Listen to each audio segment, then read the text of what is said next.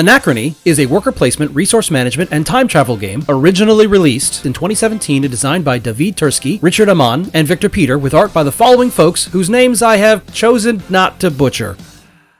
The goal is to prepare your people for the upcoming meteorite impact, which you know is coming because it already came in the past and left behind a rare resource that you can use to travel through time rifts, and one of those rifts caused the meteorite to crash in the past and leave behind a rare resource that you can use to travel. I've gone cross-eyed. To set up, place the main board in the middle of the table. Put the research dice and the evacuation action tile in their respective spaces, with the latter having the intact side up. Shuffle the decks of recruit and mine pool cards separately, as well as the building stacks, separating them into the 4 types. Place these all next to the board with the building stacks face up. Place the mining and water resources on the board near the respective action spaces. Set out 7 timeline tiles below the board with the impact tile between the 4th and 5th timeline tile. Place a random super project face down above each timeline tile, flipping the first one face up. Set out 5 random endgame condition cards above the board. Each player chooses one of the available paths to play as. Feel free to pick your favorite color, and takes the corresponding player board, path board, exosuits, warp tiles, player banner, path markers, morale marker, and time travel marker. Each player places the morale and time travel markers on the start spaces of their player board, 1 path marker under the first timeline tile, and collects their starting resources as indicated on their path board. They then choose from one of the 2 leader cards for their path and places it on their path board. Place the anomalies, paradox tokens, paradox die, energy cores, VP tokens, workers, and breakthroughs in reach of all players. Whoever most recently had deja vu is the first player and places their banner on the board next to the World Council. Everyone else starts with extra water. In Anachrony, players are the leaders of one of 4 ideological paths that represent the remnants of humanity. Each one is determined to be the next step forward for the human race, no matter the cost. The game is played for up to 7 rounds or eras, but it can end sooner. In each era, there are 6 phases that are completed in order: preparation, paradox, power-up, warp, action rounds, and cleanup. During preparation, new super projects, buildings, workers, and resources are made available for the era. The paradox phase is skipped in the first era, but in future rounds, any players who have strained the timeline can face consequences in the form of paradoxes and eventually board-impacting anomalies. Power-up is next, and players will simultaneously choose a number of exosuits to power up, some of which require spending power cores. The exosuits are required to send workers to the main board spaces, as the world outside of their unprotected capitals is toxic. In the warp phase, players will secretly pick between 0 and 2 of their warp tiles, which allow them to collect additional resources from the future. These are revealed at the same time, and the players with the most unresolved warp tiles will face possible paradox in future eras. The action rounds phase is when players take turns in order to place a worker or pass for the rest of the era to complete various actions. Their workers can be placed at spaces on their own player board, including buildings they have built, or on the main board via their powered-up exosuits. Once any necessary cost is paid at the space, the action is taken, which includes performing research, adding workers to their available pool, constructing buildings to their player board, collecting or exchanging resources, and of course, as promised, time travel. Time traveling is the route to clearing warp tiles by sending those previously received resources back into the past and closing the loop. Additionally, unbuilt super projects from previous eras can be claimed this way. After all players have passed, cleanup begins and workers are retrieved from the action spaces, and if this is the 4th era, the impact of the meteorite occurs. The impact brings a few changes to the board. First, the evacuation action tile is flipped, adding an additional action space and opportunity for victory points for the players who meet the evacuation condition on their path board. Next, random collapsing capital tiles are added to the main board spaces beneath the World Council. These spaces will be flipped and made unavailable in future turns after being used by players starting in Era 5. Finally, 2 of the exosuit spaces for each player board become unavailable. At the end of an era, if either there are no more capital spaces available or it was the 7th era, the game ends and final scores are tallied. Points are obtained from buildings, super projects, time travel, and morale tracks, VP tokens, endgame conditions, and collected breakthroughs. The player with the most points wins, with ties broken by most water and most total resources.